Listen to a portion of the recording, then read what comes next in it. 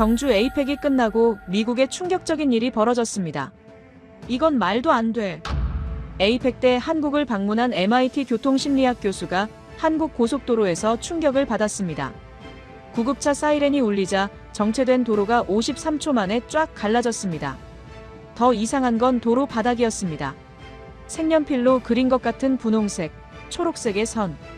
학계가 불가능하다고 결론낸 색깔 유도선이 여기서는 완벽하게 작동하고 있었어요. 수백 대 차량이 그 선을 따라 질서정연하게 움직였습니다.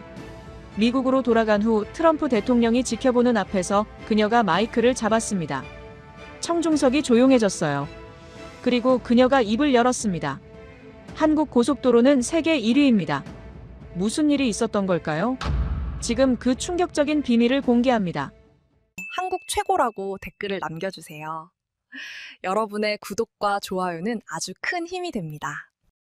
믿을 수 없었습니다. 도로 바닥의 분홍색 선을 따라 수십 대의 차가 일제히 차선을 바꾸고 있었어요. 경적도 없이 싸움도 없이 마치 훈련받은 군대처럼 말이죠. 저는 핸들을 꽉 쥐었습니다. 이건 조작이야. 연출이야. 심리학적으로 불가능하거든요. 제 손이 떨렸습니다. 30년 학계 정설이 눈앞에서 무너지고 있었으니까요. 하지만 설명하기 전에 제 소개부터 해야겠네요. 저는 MIT 교통심리학과 에밀리 카터 교수입니다. 제 논문 하나가 전 세계 교통정책을 바꿨죠. 2019년 저는 10년간의 연구 끝에 결론을 냈습니다. 색깔만으로는 운전자의 행동을 바꿀 수 없다는 내용이었어요. 인간의 뇌는 복잡한 교통 상황에서 색깔 구분에 집중하지 못한다는 거였죠. 15개국 50만 명의 데이터를 분석한 결과였습니다. 이 논문으로 저는 30살의 MIT 정교수가 됐습니다. 미국 교통부 자문위원도 됐고요. 학계에서는 카터 이론이라고 불렀어요. 유럽, 미국, 캐나다 정부들이 제 논문을 근거로 색깔 유도 시스템 도입을 포기했죠. 비용만 낭비할 뿐이라고요. 그런데 한국이 나타났습니다. 2011년부터 색깔 유도선을 전국 고속도로에 깔았다는 거예요. 그리고 충격적인 발표를 했죠. 사고율 88% 감소. 학계가 발칵 뒤집어졌습니다. 불가능한 숫자였거든요. 통계 조작이라는 말이 나왔고 다른 변수가 있을 거라는 추측이 쏟아졌어요. 그리고 저에게 전화가 왔습니다. 미국 교통부 피트 부티지지 장관이었어요. 트럼프 대통령이 한국 시스템 도입을 검토 중인데 경주 에이펙 참석 전에 직접 조사해달라는 거였죠. 저는 웃음이 나왔습니다. 제 논문을 읽었다면 답은 뻔했으니까요. 색깔로는 불가능하다고요. 한국이 뭔가 숨기고 있을 거라고 확신했습니다. 장관은 단호했습니다. 3일 안에 보고서를 올리라고 했어요. 왜 미국에 도입하면 안 되는지 명확한 근거와 함께요. 제게 원하는 건 긍정적 검증이 아니었습니다. 부정적 증거였죠. 전화를 끊고 책상 위 논문을 바라봤습니다. 색깔 기반 교통통제의 비효과성. 제 이름이 첫 줄에 박혀 있었어요. 이건 제 인생 전부였습니다. 10년 연구, MIT 정교수직 학계의 명성. 만약 한국이 정말로 성공했다면 모든 게 무너지는 거였죠. 하지만 그럴 리 없었습니다. 저는 노트북을 챙기며 중얼거렸어요. 3일이면 충분해. 한국의 거짓말을 폭로하고 오겠어. 10월 29일 저녁 7시 김해공항에 도착했습니다. 전용기 게이트를 빠져나와 렌터카 데스크로 향했어요. 직원은 경주까지 고속도로로 1시간이면 편하게 도착한다고 했지만 저는 서울로 간다고 말했습니다. 고속도로 조사가 목적이니까요. 400km 4시간 넘게 걸린다는 말에도 개의치 않았습니다. 오히려 좋았어요.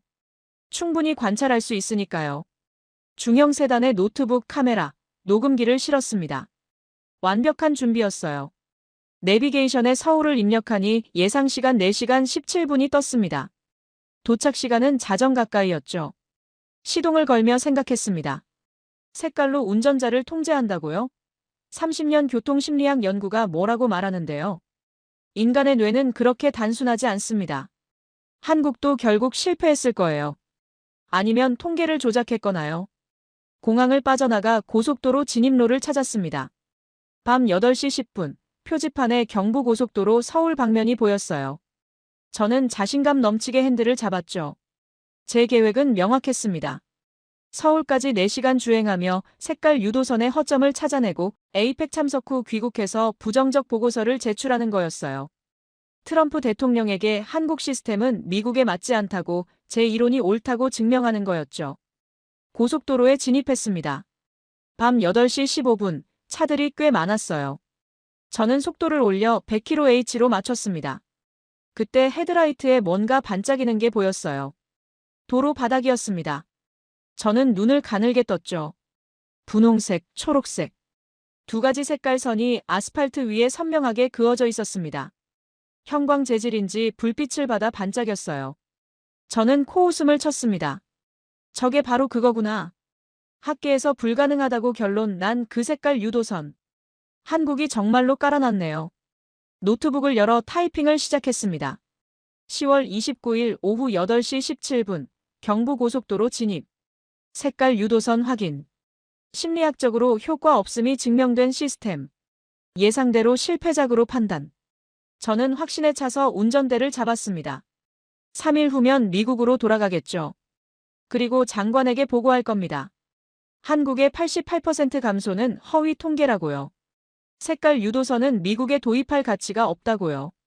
제 이론이 옳다고요. 30년 학계 정설을 뒤집을 수 있는 건 없습니다. 저는 그렇게 믿었어요.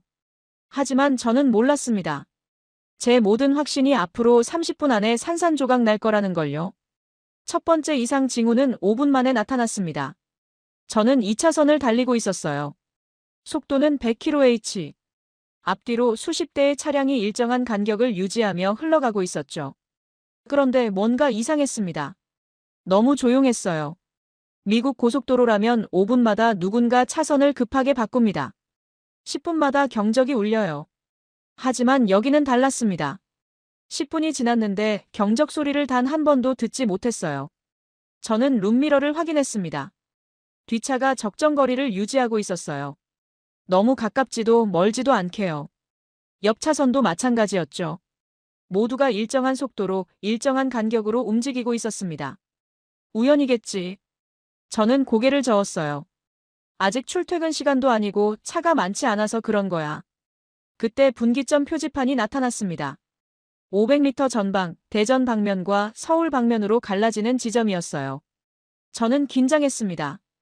분기점이야말로 사고가 가장 많이 나는 곳이거든요. 마지막 순간에 차선을 바꾸려는 차들이 충돌하는 거죠. 미국에서는 분기점 100m 전까지 차선 변경이 계속됩니다. 끼어들고 막히고 경적이 울려요. 저는 카메라를 준비했습니다. 한국도 마찬가지겠지. 혼란스러운 모습을 찍어서 증거로 삼아야겠어. 하지만 예상과 달랐습니다. 500m 전방부터 바닥의 색깔선이 갈라지기 시작했어요. 분홍색은 오른쪽으로, 초록색은 왼쪽으로. 그리고 놀랍게도 모든 차량이 그 색깔을 따라 미리 차선을 변경하기 시작했습니다. 천천히, 조용히, 질서정연하게요. 저는 눈을 의심했습니다. 왼쪽 차선의 차들이 초록색 선을 따라 대전 방면으로 빠져나갔어요. 오른쪽 차선의 차들은 분홍색 선을 따라 우측으로 이동했죠. 그리고 제가 달리던 가운데 차선은 그대로 직진했습니다. 단 한 대도 막판에 끼어들지 않았습니다. 경적도 울리지 않았어요. 급브레이크도 없었죠. 마치 안무를 연습한 것처럼 매끄러웠습니다. 저는 차를 갓길에 세웠습니다. 손이 떨리고 있었거든요. 노트북을 열어 타이핑을 했어요. 오후 8시 32분, 첫 번째 분기점 통과. 색깔선 준수 차량 약 50대, 이탈 차량 제로. 비정상적으로 높은 준수율 관찰됨. 비정상적이라고 썼지만 사실 저는 당황하고 있었습니다. 제 이론대로라면 사람들은 색깔을 무시해야 했어요. 복잡한 교통 상황에서 인간의 뇌는 색깔 구분에 집중하지 못하니까요. 그런데 여기서는 모두가 따르고 있었습니다. 우연이야. 저는 스스로에게 말했어요. 한두 번 본 걸로 결론 내리면 안 돼. 더 관찰해야 해. 다시 출발했습니다. 저는 의도적으로 여러 차선을 오가며 관찰했어요. 1차선, 2차선, 3차선을 번갈아 달렸죠. 30분 동안 3번의 분기점을 더 지났습니다. 결과는 똑같았습니다. 모든 차량이 색깔선을 따라 미리 차선을 변경했어요. 막판 끼어들기는 단 한 건도 목격하지 못했습니다. 300대 넘는 차량 중 색깔선을 무시한 차는 겨우 2대였어요. 99.3% 준수율. 제 노트에 적힌 숫자였습니다. 믿을 수 없었어요. 그때 톨게이트가 나타났습니다. 저는 속도를 줄이며 지갑을 찾기 시작했어요. 미국에서는 톨게이트마다 정차해서 카드를 내밀거나 현금을 내야 하거든요. 차들이 줄을 서서 기다리고 최소 30초는 걸리죠. 하지만 앞차가 속도를 줄이지 않았습니다. 100km/h 그대로 톨게이트를 통과하는 거예요. 저는 당황했죠. 저도 모르게 따라갔습니다. 띵! 차 안에서 소리가 났습니다. 그게 전부였어요. 속도를 줄이지도 않았고 멈추지도 않았으며 아무것도 내지 않았습니다. 그런데 통과가 됐어요. 저는 너무 놀라서 또 갓길에 차를 세웠습니다. 심장이 두근거렸어요. 방금 뭐였지? 저는 차량 내부를 살폈습니다. 룸미러에 작은 단말기가 붙어 있었어요. 하이패스라고 적혀 있었죠. 렌터카에 기본으로 장착되어 있었던 겁니다. 저는 검색을 했어요. 한국 하이패스 시스템. 1990년대 후반부터 도입됐다고 나왔습니다. 무정차 자동 결제 시스템이라고요. 30년 전부터요? 저는 한숨을 쉬었습니다. 미국은 2025년인데도 여전히 톨게이트에서 정차합니다. 30년 차이였어요. 노트에 적었습니다. 하이패스 시스템 확인. 무정차 결제. 미국보다 최소 30년 앞선 기술. 교통흐름 방해 제로. 손이 떨렸습니다. 하지만 저는 애써 무시했어요. 이건 기술의 문제야. 색깔 유도선하고는 상관없어. 1시간쯤 더 달렸을 때 휴게소 표지판이 보였습니다. 저는 화장실도 가고 싶었고 커피도 필요했어요. 휴게소로 진입했죠. 주차장부터 놀라웠습니다. 모든 차가 선 안에 정확하게 주차되어 있었어요. 비껴 선 차도 2칸을 차지한 차도 없었습니다. 보스턴 쇼핑몰 주차장에서는 상상도 못할 광경이었죠. 화장실로 향했습니다. 문을 열고 들어가는 순간 저는 멈췄어요. 깨끗했습니다. 5성급 호텔 수준이었어요. 바닥은 물기 하나 없이 반짝였고 거울은 흠집 없이 깨끗했으며 휴지는 넉넉하게 비치되어 있었습니다. 밤 10시가 넘었는데도 청소 직원이 계속 관리하고 있었어요. 미국 고속도로 휴게소는 낮에도 지저분한데 말이죠. 밖으로 나오니 편의점, 푸드코트, 주유소까지 있었습니다. 24시간 운영한다는 표지판도 보였어요. 심지어 샤워실까지 있었습니다. 한 가족이 테이블에 앉아 편하게 식사하고 있었죠. 저는 커피를 사서 밖으로 나왔습니다.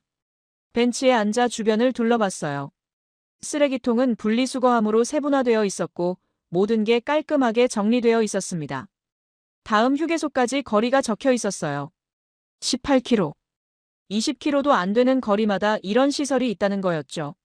미국은 80km를 참아야 하는데요. 노트북을 꺼내 타이핑했습니다.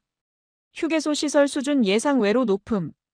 24시간 운영, 다양한 편의시설. 20km마다 배치. 하지만 이건 역시 색깔 유도선과 무관. 인프라 투자의 차이일 뿐. 저는 애써 합리화했습니다. 아직 핵심을 보지 못했어. 색깔 유도선이 정말로 효과가 있는지는 사고 상황을 봐야 알 수 있어. 지금까지는 그냥 운이 좋았을 뿐이야. 다시 차에 올랐습니다. 서울까지는 아직 2시간 반이 남아 있었어요. 저는 핸들을 잡으며 생각했습니다. 진짜 테스트는 지금부터야. 사고 처리, 긴급 상황 대응. 그게 진짜 실력이거든. 하지만 마음 한구석에서는 불안이 피어올랐습니다. 혹시, 정말로. 아니야. 아직 몰라. 더 봐야 해. 저는 고속도로로 다시 진입했습니다. 색깔 유도선이 또다시 제 앞을 안내하고 있었어요. 앞쪽 300m 지점에서 브레이크 등이 일제히 켜졌습니다. 저는 반사적으로 속도를 줄였어요. 오전 1시쯤이었죠. 대전을 지나 서울로 향하는 구간이었습니다. 앞이 보이지 않았지만 뭔가 일어났다는 걸 직감했어요. 서서히 다가가자 보였습니다. 트럭과 흰색 승용차가 2차선을 막고 있었어요. 접촉 사고였죠. 심각해 보이지는 않았지만 두 차량이 차선을 완전히 가로막고 있었습니다. 저는 시계를 확인했습니다. 오전 1시 8분. 그리고 노트를 펼쳤어요. 드디어 진짜를 볼 시간이었죠. 한국의 사고 처리 능력. 색깔 유도선이 정말로 효과가 있는지 증명할 순간이었습니다. 미국이라면 어떻게 될까요? 운전자들이 경적을 울릴 겁니다. 끼어들려고 싸우겠죠. 교통이 완전히 마비될 거예요. 경찰은 최소 20분, 견인차는 40분은 걸립니다. 총 처리 시간은 평균 1시간 47분이에요. 저는 펜을 준비했습니다. 한국도 마찬가지겠지. 아니, 어쩌면 더 오래 걸릴 수도 있어. 밤 1시에 사고가 났는데 견인차가 금방 오겠어? 하지만 제 예상은 완전히 빗나갔습니다. 주변 차량들이 움직이기 시작했어요. 왼쪽 차선의 차들은 초록선을 따라 더 왼쪽으로, 오른쪽 차선의 차들은 분홍선을 따라 갓길 쪽으로 비켜섰습니다. 천천히, 조용히, 질서정연하게요. 단 한 대도 경적을 울리지 않았습니다. 싸우지도 않았어요. 끼어들지도 않았죠. 마치 이미 알고 있던 것처럼, 훈련받은 것처럼 움직였습니다. 1분도 안 돼서 사고 차량 주변에 공간이 생겼습니다. 완벽한 통로였어요. 저는 입을 다물지 못했죠. 1시 10분, 경찰차가 도착했습니다. 사고 발생 2분 만이었어요. 어떻게 이렇게 빨라? 저는 놀라서 주변을 둘러봤습니다. CCTV가 보였어요. 고속도로 곳곳에 설치되어 있었죠. 실시간 모니터링을 하고 있었던 겁니다. 경찰이 내려서 운전자들과 대화를 나눴습니다. 보험 정보를 교환하고 사진을 찍고 조서를 작성했어요. 차분하고 신속했습니다. 1시 12분, 견인차가 나타났습니다. 사고 발생 4분 만이었어요. 저는 시계를 2번 확인했습니다. 잘못 본 게 아닐까 싶었거든요. 하지만 맞았어요. 정말로 4분 만에 온 거였습니다. 견인차 기사가 능숙하게 작업을 시작했습니다. 트럭을 갓길로 이동시키고 승용차를 견인차에 실었어요. 운전자들은 경찰차에 타고 차량들은 안전하게 치워졌죠. 1시 17분, 도로가 다시 열렸습니다. 총 9분이었습니다. 저는 손으로 얼굴을 감쌌습니다. 믿을 수가 없었어요. 9분이라고요? 미국은 1시간 47분인데요. 10분의 1도 안 되는 시간이었습니다. 비켜섰던 차량들이 다시 원래 차선으로 돌아왔습니다. 색깔선을 따라 조용히 합류했어요. 누가 끼어들지도 않았고 싸우지도 않았습니다. 마치 아무 일도 없었던 것처럼 교통이 흘러갔죠. 저는 차를 몰 수가 없었습니다. 갓길에 차를 세우고 앉아 있었어요. 손이 떨렸습니다. 머릿속이 복잡했죠. 노트를 펼쳤습니다. 타이핑을 시작했어요. 오전 1시 8분 사고 발생. 1시 10분 경찰 도착. 1시 12분 견인차 도착. 1시 17분 처리 완료. 총 9분. 주변 차량 색깔선 준수율 100%. 경적 소리 제로. 충돌 제로. 그리고 멈췄습니다. 다음 문장을 쓸 수가 없었어요. 이건 뭔가 잘못됐어. 저는 중얼거렸습니다. 통계가 틀렸거나, 오늘이 특별한 날이거나, 아니면 제가 뭔가 놓친 게 있거나. 하지만 마음속 깊은 곳에서는 알고 있었습니다. 이건 진짜라는 걸요. 한국은 정말로 해낸 거였어요. 학계가 불가능하다고 말한 걸. 제 논문이 틀렸다고 증명한 걸요. 핸드폰을 꺼냈습니다. 미국 교통부 장관에게 전화를 걸려다 멈췄어요. 뭐라고 말하죠? 한국 시스템이 진짜라고요? 색깔 유도선이 효과가 있다고요? 제 30년 이론이 틀렸다고요? 전화를 내려놓았습니다. 아직 확신할 수 없어. 저는 스스로에게 말했어요. 한 번 본 걸로는 부족해. 더 관찰해야 해. 다른 변수가 있을지도 몰라. 하지만 손은 계속 떨렸습니다. 가슴은 두근거렸어요. 뭔가 큰일이 벌어지고 있다는 걸 본능적으로 느꼈죠. 30분 동안 갓길에 앉아 있었습니다. 지나가는 차들을 바라봤어요. 모두가 색깔선을 따라 움직이고 있었습니다. 질서정연하게, 조용히 신뢰하듯이요. 문득 깨달았습니다. 이건 기술의 문제가 아니에요. 사람의 문제였어요. 아니, 정확히는 사람들이 서로를 어떻게 대하는가의 문제였죠. 미국에서는 모두가 자기만 생각합니다. 내가 먼저, 내 시간이 중요해, 남이야 어떻든. 그래서 끼어들고 싸우고 경적을 울리죠. 하지만 여기서는 달랐습니다. 사고가 났을 때 모두가 비켜섰어요. 자기 시간이 조금 늦어지는데도 말이죠. 구급차를 위해서도, 경찰차를 위해서도, 견인차를 위해서도 길을 열어줬습니다. 왜일까요? 저는 고개를 가로저었습니다. 아직 몰라. 너무 이른 결론이야. 시동을 걸었습니다. 서울까지는 아직 1시간 반이 남아 있었어요. 더 관찰해야 했습니다. 더 많은 증거가 필요했어요. 하지만 운전대를 잡은 제 손은 계속 떨리고 있었습니다. 30년 확신이 흔들리고 있었거든요. 고속도로로 다시 진입했습니다. 색깔 유도선이 밤하늘 아래 반짝이고 있었어요. 분홍색, 초록색. 그 선을 따라 수백 대의 차가 흘러가고 있었죠. 저는 그 행렬에 합류했습니다. 그리고 처음으로 색깔선을 의식하며 따라가기 시작했어요. 서울에 도착한 건 새벽 3시였습니다. 호텔에 체크인하고 침대에 누웠지만 잠이 오지 않았어요. 머릿속에서 계속 9분이라는 숫자가 맴돌았죠. 몇 시간 뒤잠겼는지 모르겠습니다. 눈을 떴을 때는 오전 10시였어요. 몸은 피곤했지만 머리는 말똥말똥했습니다. 해야 할 일이 있었거든요. 서울에서 경주로 다시 내려가야 했습니다. 에이펙 참석을 위해서요. 하지만 그 전에 한 가지 더 확인하고 싶었어요. 서울 시내 고속도로는 어떨까? 도심 교통은 또 다를까? 렌터카를 몰고 서울 외곽 순환 고속도로로 향했습니다. 오전 11시, 출근 시간은 지났지만 차량이 꽤 많았어요. 저는 의도적으로 정체가 있는 구간을 찾았습니다. 진짜 테스트는 막힐 때 나타나니까요. 강남 근처 구간에서 속도가 느려지기 시작했습니다. 정체였어요. 저는 주변을 관찰했죠. 차들이 빽빽하게 들어차 있었지만 여전히 일정한 간격을 유지하고 있었습니다. 미국이라면 벌써 누군가 끼어들었을 겁니다. 갓길로 달리는 차도 있었겠죠. 하지만 여기서는 모두가 조용히 줄을 서서 기다리고 있었어요. 그때였습니다. 멀리서 사이렌 소리가 들려왔어요. 제 몸이 반사적으로 굳어졌습니다. 심장이 빠르게 뛰기 시작했어요. 손에 식은땀이 났죠. 구급차 소리였습니다. 저는 5년 전으로 돌아가 있었습니다. LA 산타모니카대로 오후 3시. 제 동생 제니퍼가 횡단보도를 건너다 차에 치였어요. 누군가 911에 전화를 걸었고 구급차가 출동했죠. 하지만 LA 교통은 지옥이었습니다. 구급차는 사이렌을 울렸지만 차들은 비켜주지 않았어요. 비켜줄 수가 없었죠.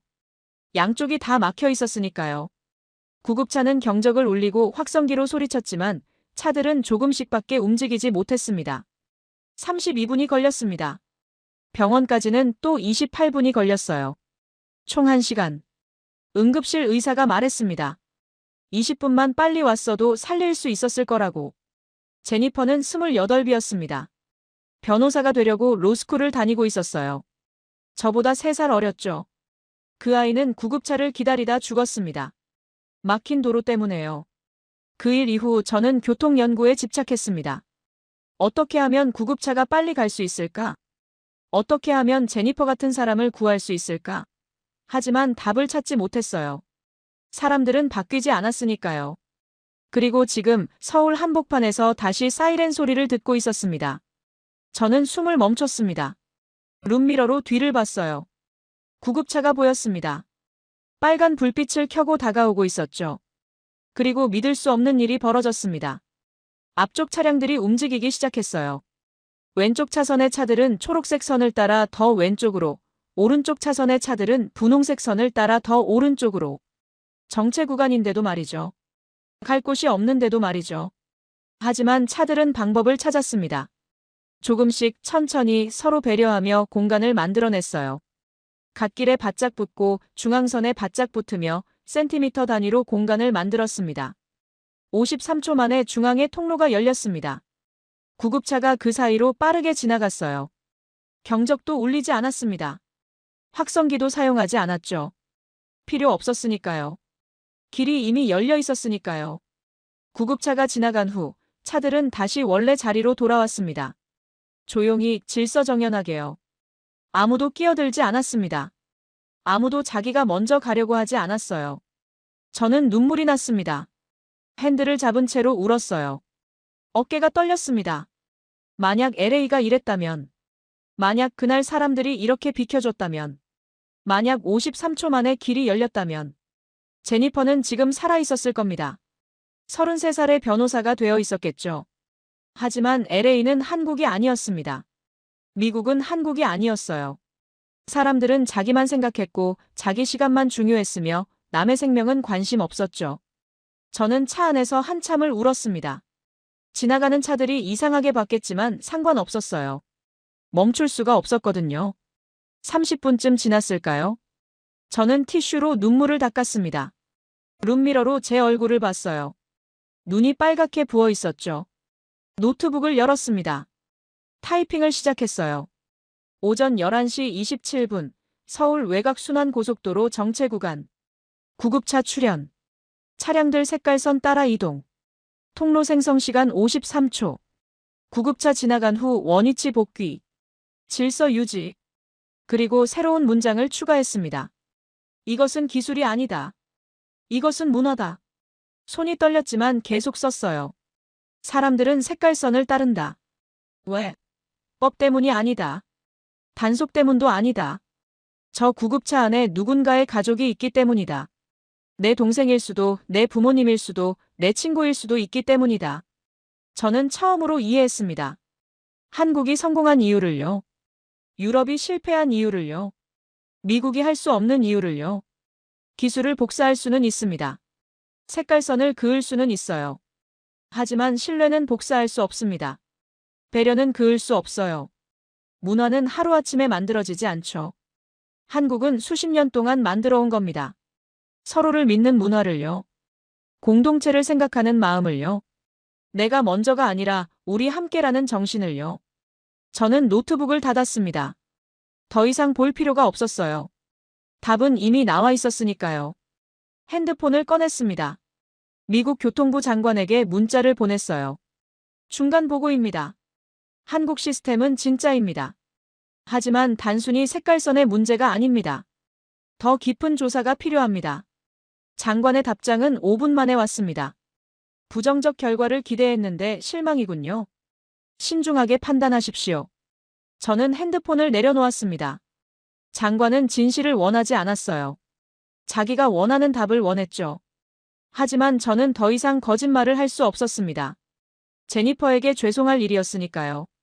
시동을 걸었습니다. 경주로 가야 했어요. 에이펙이 내일 시작이었으니까요. 하지만 제 마음은 이미 결정되어 있었습니다. 진실을 말하겠다고요. 제 경력이 무너지든 학계가 비웃든 상관없었어요. 제니퍼라면 그렇게 하라고 했을 겁니다. 고속도로로 진입했습니다.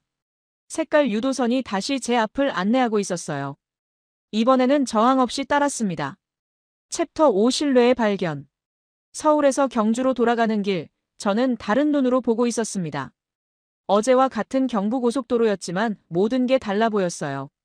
색깔 유도선도, 차들의 움직임도, 심지어 도로 자체도요. 출발한 지 30분쯤 지났을 때 첫 번째 터널이 나타났습니다.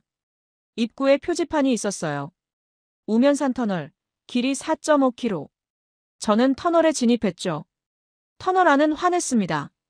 LED 조명이 일정한 간격으로 설치되어 있었고 환기 시스템이 돌아가는 소리가 희미하게 들렸어요. 벽면은 깨끗했고 비상구 표시가 선명했죠. 4분 후 터널을 빠져나왔습니다.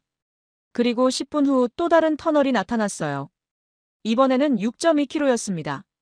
그 다음은 3.8km, 그 다음은 5.1km. 터널이 계속 이어졌죠. 저는 세기 시작했습니다. 서울에서 대전까지 구간에만 터널이 13개였어요. 짧은 것은 500m, 긴 것은 8km가 넘었습니다. 왜 이렇게 많을까? 저는 궁금했습니다. 미국이라면 산을 돌아갔을 텐데요. 터널을 뚫는 건 비용이 훨씬 많이 들거든요. 공사 기간도 길고 유지보수도 복잡하죠. 휴게소에 들러 검색을 했습니다. 한국 고속도로의 18%가 터널이라고 나왔어요. 환경 파괴를 최소화하기 위해서라고 설명되어 있었죠. 산을 깎으면 생태계가 파괴되니까 대신 산을 뚫고 지나간다는 겁니다. 저는 한참을 화면을 바라봤습니다. 미국은 정반대였어요. 샌프란시스코에서 LA까지 가는 I-5 고속도로는 산을 돌아갑니다. 거리가 2배로 늘어나고 산비탈을 깎아서 환경이 파괴되지만 터널보다 비용이 적게 들죠. 한국은 비용보다 환경을 선택한 겁니다. 당장의 편함보다 장기적 지속 가능성을 택한 거였어요. 30년, 50년 후를 생각한 거였죠. 노트에 적었습니다. 터널 비중 18%, 최단 거리 확보 환경 보호 동시 달성. 장기적 관점의 인프라 투자. 다시 출발했습니다. 이번에는 도로 자체에 집중했어요. 노면 상태, 차선 표시, 배수 시스템을 관찰했죠. 놀라운 사실을 발견했습니다. 경부고속도로는 1970년에 개통됐다고 하는데 노면이 믿을 수 없을 만큼 평탄했어요. 시속 110km로 달리는데도 차체 흔들림이 거의 없었습니다. 저는 비교를 했습니다. 미국 I-95는 1960년대에 건설됐는데 지금은 울퉁불퉁해요. 포트홀이 곳곳에 있고 30km마다 보수 공사 구간이 나타나죠. 2020년에 새로 깔은 구간도 이미 갈라지기 시작했습니다. 그런데 50년 넘은 한국 도로가 10년 된 미국 도로보다 좋았어요. 도대체 어떻게 관리하는 거죠? 다시 검색했습니다. 한국도로공사의 유지보수 시스템이 나왔어요. 24시간 모니터링, 예방적 보수, 정기적 재포장. 문제가 생기기 전에 미리 고친다는 내용이었습니다. 미국은 반대였습니다. 문제가 생긴 후에 고쳐요. 예산이 부족하다는 핑계로 방치하다가 완전히 망가지면 그때 대공사를 하죠. 비효율적이지만 바뀌지 않습니다. 대전을 지나 경주로 향하는 길, 저는 또 다른 휴게소에 들렀습니다. 점심시간이었어요. 푸드코트에서 비빔밥을 사서 자리에 앉았죠. 옆 테이블에 70대로 보이는 할머니가 혼자 앉아 계셨습니다.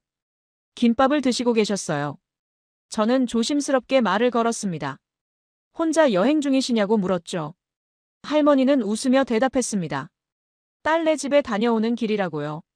부산에서 서울까지 혼자 운전해서 갔다 온다고 했어요. 75살인데도요. 저는 놀랐습니다. 미국에서는 70대 여성이 혼자 400km를 운전하는 경우가 거의 없거든요. 위험하다고 생각하죠. 특히 밤에는요. 밤에도 괜찮으시냐고 물었습니다. 할머니는 당연하다는 표정을 지었어요. 휴게소마다 사람들이 있고 도로는 밝고 문제 생기면 바로 도움이 온다고 했죠. 무서울 게 없다고요. 그 말이 제 가슴을 찔렀습니다. 신뢰였어요. 할머니는 시스템을 신뢰하고 계셨습니다. 도로를, 사람들을, 사회를 믿고 계셨죠. 그래서 혼자서도 두렵지 않은 거였어요. 미국에서는 불가능한 일이었습니다. 70대 여성이 혼자 밤에 고속도로를 달린다? 가족들이 말릴 겁니다. 위험하다고 뭔가 생길 수 있다고요. 실제로 그렇고요. 할머니와 헤어지고 주차장으로 향했습니다. 그때 택시 한 대가 들어오는 게 보였어요. 기사가 내려서 휴게소로 향했죠. 저는 따라가서 말을 걸었습니다. 택시 기사는 50대 남성이었어요. 20년간 이 일을 해왔다고 했습니다. 하루에 경부고속도로를 왕복 2번씩 한다고 했어요. 서울-부산 구간을요. 색깔 유도선에 대해 물었습니다. 정말 효과가 있냐고요. 기사는 단호하게 고개를 끄덕였습니다. 예전에는 사고가 많았다고 했어요. 특히 분기점에서요. 하지만 색깔선이 생긴 후로는 확 줄었다고 했죠. 왜 사람들이 따르냐고 물었습니다. 단속이 심해서냐고요. 기사는 고개를 저었어요. 단속 때문이 아니라고 했습니다. 당연한 거라고요. 무엇이 당연하냐고 다시 물었습니다. 기사는 잠시 생각하더니 대답했어요. 저 구급차 안에 누군가의 가족이 있다는 것. 내 가족일 수도 있고 내 친구일 수도 있다는 것. 사람 목숨이 달린 일인데 어떻게 안 비켜주겠냐고요. 그 말을 듣는 순간 모든 게 명확해졌습니다. 이건 기술이 아니었어요. 색깔선이 중요한 게 아니었습니다. CCTV나 단속 카메라도 핵심이 아니었어요. 핵심은 사람이었습니다. 서로를 어떻게 생각하느냐였어요. 공동체를 어떻게 바라보느냐였죠. 한국 사람들은 서로를 신뢰했습니다. 내가 비켜주면 상대방도 비켜줄 거라고 믿었어요. 내가 규칙을 따르면 다른 사람도 따를 거라고 생각했죠. 그리고 그 신뢰가 쌓여서 문화가 됐습니다. 미국은 달랐어요. 신뢰가 없었습니다. 내가 양보하면 상대방이 이용할 거라고 생각했어요. 내가 규칙을 따르면 나만 손해라고 여겼죠. 그래서 모두가 자기만 챙겼고 결과적으로 모두가 손해를 봤습니다. 색깔선은 그냥 도구였어요. 진짜는 그 밑에 깔린 신뢰였습니다. 배려였어요. 우리 함께라는 정신이었죠. 저는 차로 돌아와 노트북을 열었습니다. 타이핑을 시작했어요. 한국 교통 시스템의 성공 요인은 기술이 아니다. 색깔 유도선, 하이패스, CCTV는 도구일 뿐이다. 진짜 성공 요인은 사회적 신뢰다. 서로에 대한 배려다. 공동체 의식이다. 손이 떨렸지만 계속 썼습니다. 이것은 복사할 수 없다. 미국이 색깔선을 그어도 한국처럼 되지 않는다. 왜냐하면 신뢰가 없으니까. 배려가 없으니까. 30년, 50년 쌓아온 문화가 없으니까. 저는 노트북을 닫았습니다. 답을 찾았어요. 제가 찾으러 온 답을요. 하지만 제가 원했던 답은 아니었죠. 미국 교통부는 부정적 보고서를 원했습니다. 한국 시스템이 미국에 맞지 않는다는 결론을요. 그런데 저는 정반대를 발견했어요. 한국 시스템은 완벽하게 작동한다는 것. 하지만 미국은 준비가 안 되어 있다는 것. 시동을 걸었습니다. 경주까지는 1시간 남았어요. 내일이면 에이펙이 시작됩니다. 각국 정상들이 모이겠죠. 미국 트럼프 대통령도 오실 겁니다. 저는 결심했습니다. 진실을 말하겠다고요. 제 경력이 끝나든 학계가 저를 비웃든 상관없었어요. 제니퍼가 지켜보고 있을 테니까요. 고속도로로 마지막 진입을 했습니다. 색깔 유도선이 석양을 받아 반짝이고 있었어요. 저는 그 선을 따라 경주를 향해 달렸습니다. 경주 화백 컨벤션 센터는 웅장했습니다. 유리와 한옥 구조가 조화를 이루고 있었어요. 21개국 정상들의 차량이 줄지어 들어오고 있었고 각국 국기가 바람에 펄럭이고 있었죠. 저는 미국 수행단 일원으로 컨벤션 센터에 들어갔습니다. 로비는 사람들로 붐볐어요. 각국 정상, 장관, 경제인, 기자들이 섞여 있었죠. 통역 이어폰을 받아 귀에 꽂았습니다. 개막식이 시작됐습니다. 한국 대통령의 환영사가 있었고 각국 정상들의 인사말이 이어졌어요. 트럼프 대통령도 연단에 올라 미국의 입장을 밝혔죠. 저는 뒷자리에 앉아 노트북으로 보고서를 정리하고 있었습니다. 그때 누군가 제 옆에 앉았습니다. 고개를 들어보니 피트 부티지지 장관이었어요. 미국 교통부 수장이자 제게 이 임무를 준 사람이었죠. 장관은 작은 목소리로 물었습니다. 보고서는 어떻게 됐냐고요? 부정적 결과가 나왔냐고요? 빨리 귀국해서 트럼프 대통령께 브리핑해야 한다고 했습니다. 저는 노트북 화면을 보며 대답했습니다. 한국 시스템은 진짜라고요. 색깔 유도선이 실제로 효과가 있다고요. 사고율 88% 감소가 과장이 아니라고요. 장관의 표정이 굳어졌습니다. 목소리가 차갑게 식었어요. 그게 최종 결론이냐고 물었죠. 제가 정말로 한국 편을 들 거냐고요. 저는 고개를 들어 장관을 바라봤습니다. 편을 드는 게 아니라 사실을 말하는 거라고 대답했어요. 제가 3일간 직접 관찰한 결과라고요. 장관은 한숨을 쉬었습니다. 카터 교수, 우리가 원하는 건 그게 아니었다고 말했어요. 한국 시스템이 미국에 맞지 않는다는 근거가 필요하다고 했죠. 예산 문제가 있고 정치적 반발도 고려해야 한다고요. 저는 입을 다물었습니다. 장관은 진실을 원하지 않았어요. 자기가 원하는 결론을 원했죠. 학자로서 제가 해야 할 일은 사실을 보고하는 건데 정치인은 다른 걸 원하고 있었습니다. 장관은 자리에서 일어나며 마지막으로 말했습니다. 신중하게 생각하라고요. 제 경력이 달린 문제라고요. 그리고는 다른 수행원들이 있는 곳으로 가버렸어요. 저는 혼자 앉아 있었습니다. 손이 떨렸어요. 30년간 쌓아온 경력이 위태로워지고 있었죠. 점심시간이 되자 각국 경제인들과의 네트워킹 세션이 있었습니다. 저는 구석에 서서 커피를 마시고 있었어요. 핸드폰을 확인했죠. 메시지가 20개 넘게 와 있었습니다. 대부분 MIT 동료 교수들이었어요. 하버드, 스탠퍼드, 버클리 교수들도 있었죠. 첫 번째 메시지를 열었습니다. MIT 교통공학과 데이비드 교수였어요. 에밀리, 소문 들었어. 한국 시스템이 효과 있다고 보고한다며?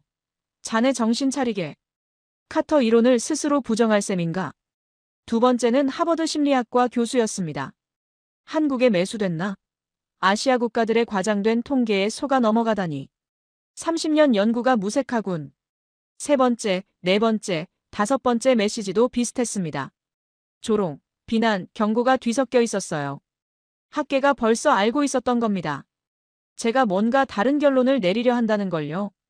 저는 핸드폰을 주머니에 넣었습니다. 더 이상 보고 싶지 않았어요. 오후 세션은 AI 협력에 관한 토론이었습니다. 각국 정상들이 의견을 나눴지만 저는 집중할 수 없었어요. 머릿속이 복잡했거든요. 한쪽에서는 장관이 경고하고 있었습니다. 신중하라고요. 경력을 생각하라고요. 다른 쪽에서는 동료들이 비웃고 있었어요. 한국에 속았다고요. 30년 연구를 버리냐고요. 하지만 또 다른 목소리도 있었습니다. 제니퍼의 목소리였어요. 언니, 진실을 말해. 옳은 일을 해. 나처럼 죽는 사람이 더 생기지 않도록. 세션이 끝나고 저는 호텔로 돌아왔습니다.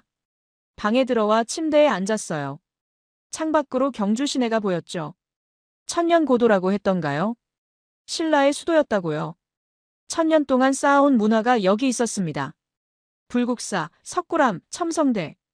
그리고 지금은 고속도로에도 문화가 있었어요. 신뢰의 문화, 배려의 문화가요. 저는 노트북을 열었습니다.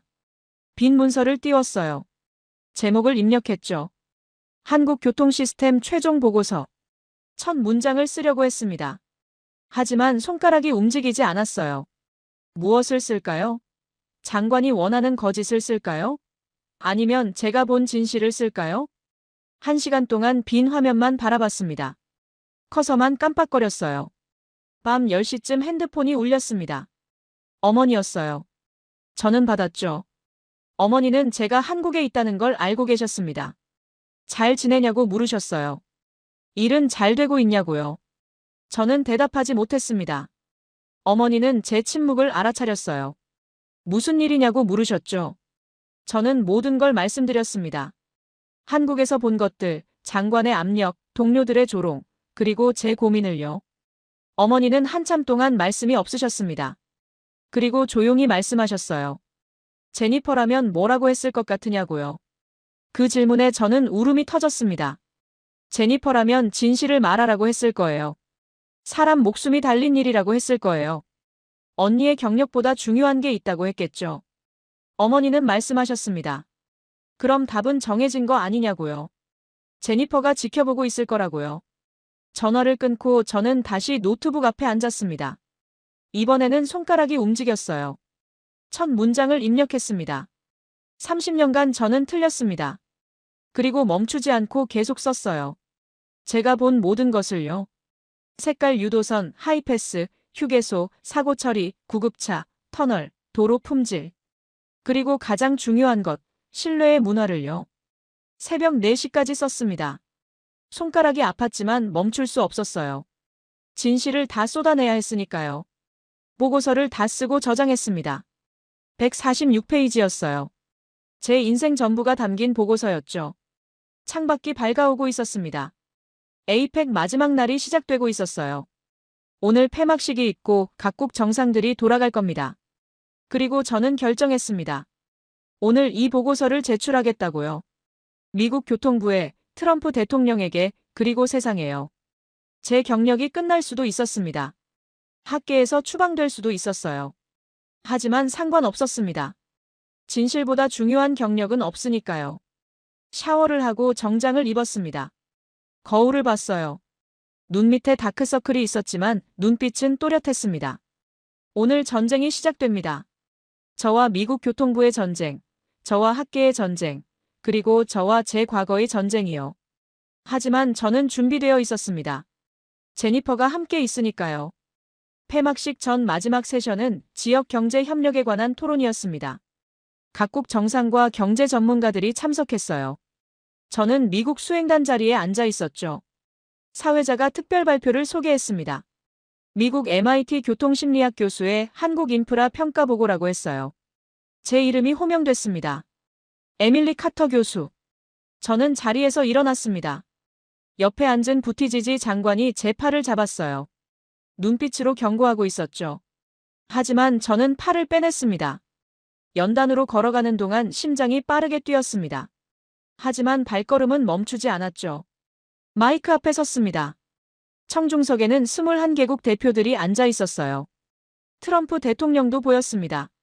한국 대통령, 일본 총리, 중국 주석도 있었죠. 저는 심호흡을 했습니다. 그리고 입을 열었어요. 저는 MIT 교통심리학 교수 에밀리 카터입니다. 2019년 저는 색깔로 운전자를 통제할 수 없다는 논문을 발표했습니다. 이 논문은 15개국 정부의 교통정책에 영향을 미쳤죠.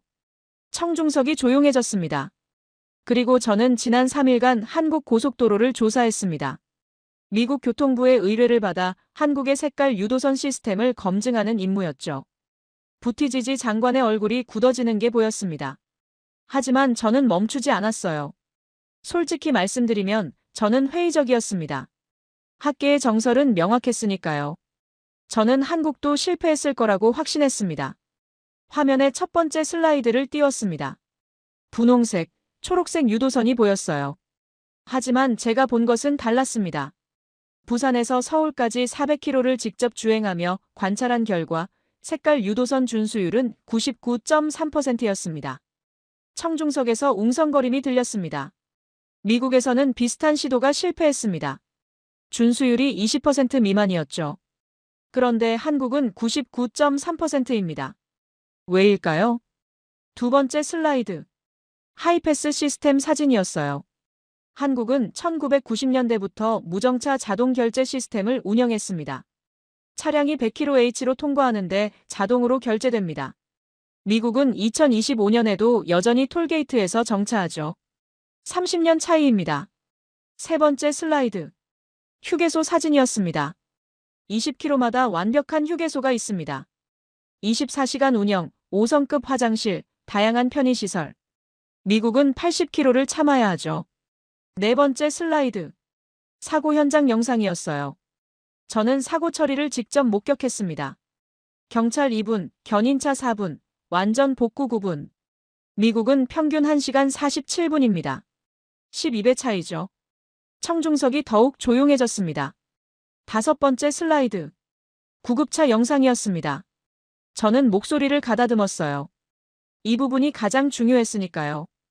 저는 서울 외곽순환도로 정체 구간에서 구급차를 목격했습니다. 사이렌이 들리자 모든 차량이 색깔선을 따라 이동했어요. 53초 만에 완벽한 통로가 열렸습니다. 영상이 재생됐습니다. 차들이 양쪽으로 비켜서고 구급차가 지나가는 장면이었어요. 청중석에서 작은 탄성이 들렸죠. 저는 잠시 멈췄습니다. 그리고 개인적인 이야기를 꺼냈어요. 5년 전 제 동생이 LA에서 교통사고를 당했습니다. 구급차는 32분 만에 도착했어요. 도로가 막혀 있었거든요. 병원까지는 총 1시간이 걸렸죠. 의사는 말했습니다.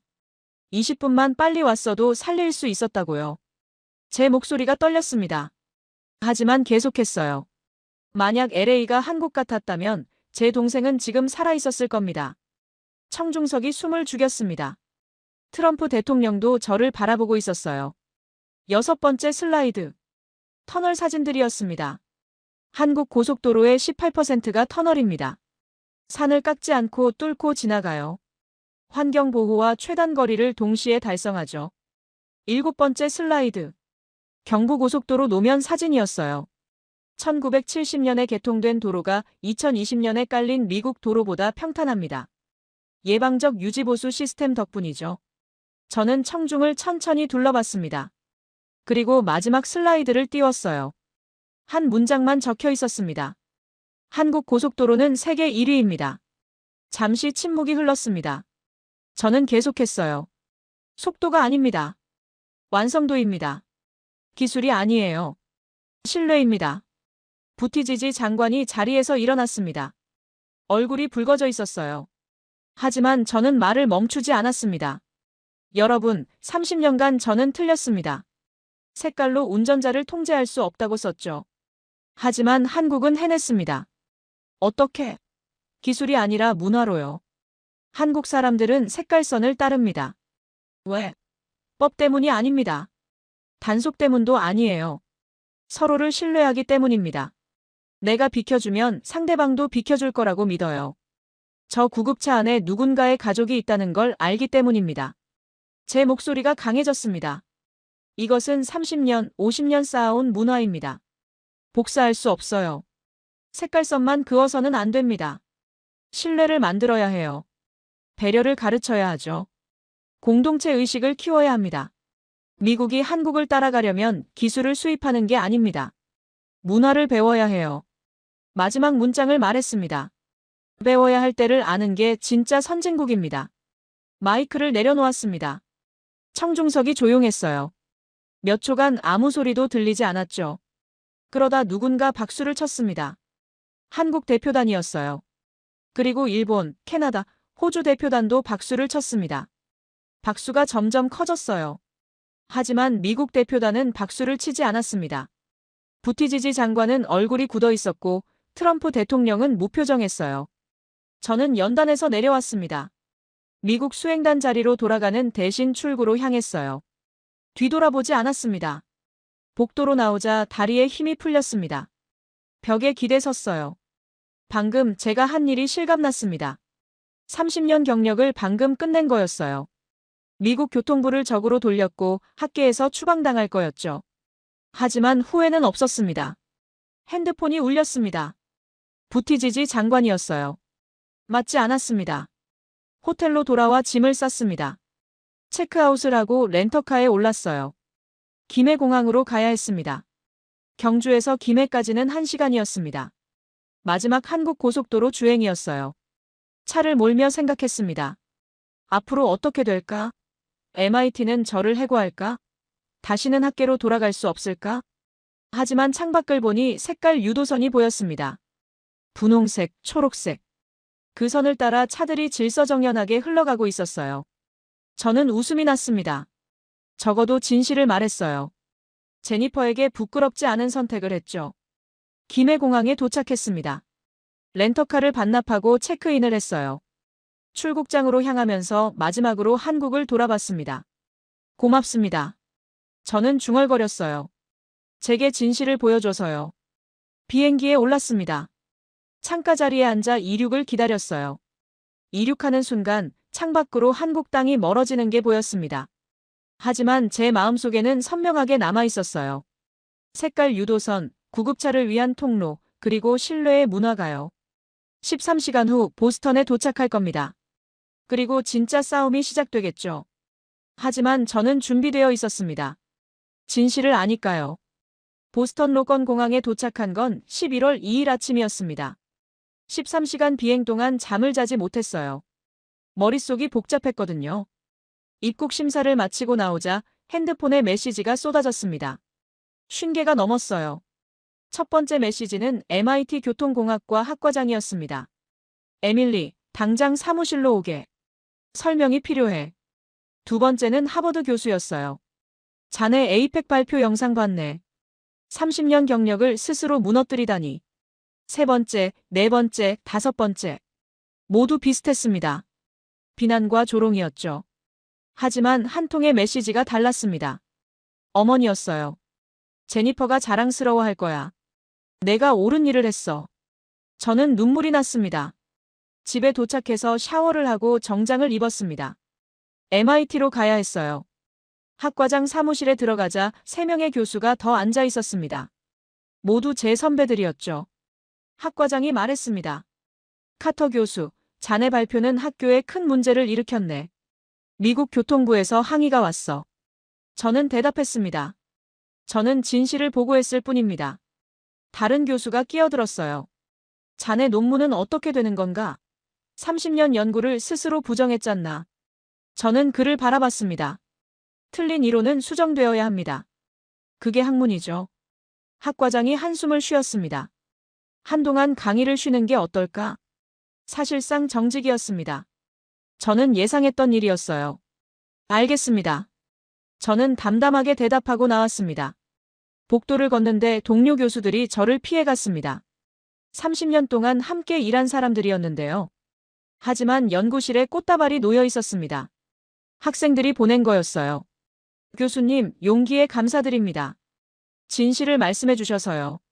저는 그 카드를 보며 울었습니다. 일주일이 지났습니다. 집에서 논문을 수정하고 있었어요. 색깔 기반 교통통제의 효과성이라는 새 제목으로요. 그때 이메일이 왔습니다.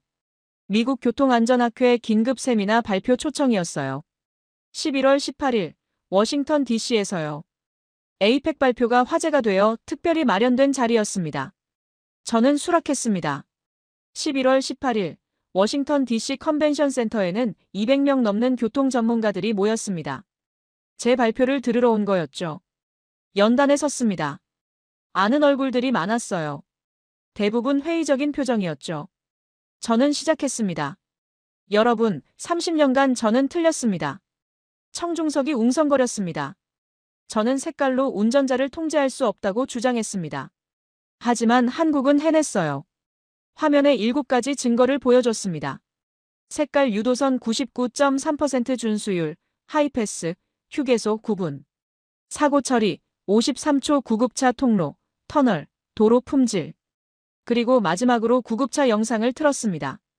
정체된 도로에서 53초 만에 통로가 열리는 장면이었어요. 강당이 조용해졌습니다. 누군가 질문했습니다. 한국은 특별한 나라 아닙니까? 미국에서는 불가능하지 않습니까? 저는 고개를 저었습니다. 한국도 1970년대에는 지금 미국과 비슷했습니다. 하지만 50년 동안 신뢰를 쌓았어요. 미국도 할 수 있습니다. 시간이 걸릴 뿐이죠. 다른 교수가 물었습니다. 그럼 교수님의 이전 논문은요? 저는 솔직하게 대답했습니다. 폐기되어야 합니다. 틀린 이론은 수정되어야 하니까요. 그게 과학입니다. 발표가 끝나고 질의응답이 1시간 넘게 이어졌습니다.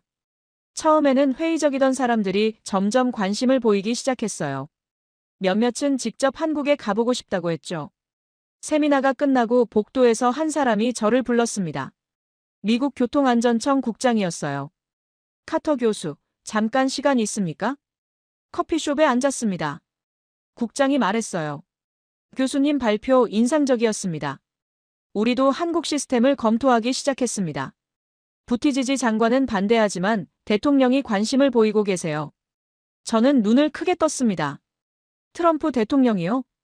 국장이 고개를 끄덕였습니다. 경주에서 교수님 발표를 들으셨죠?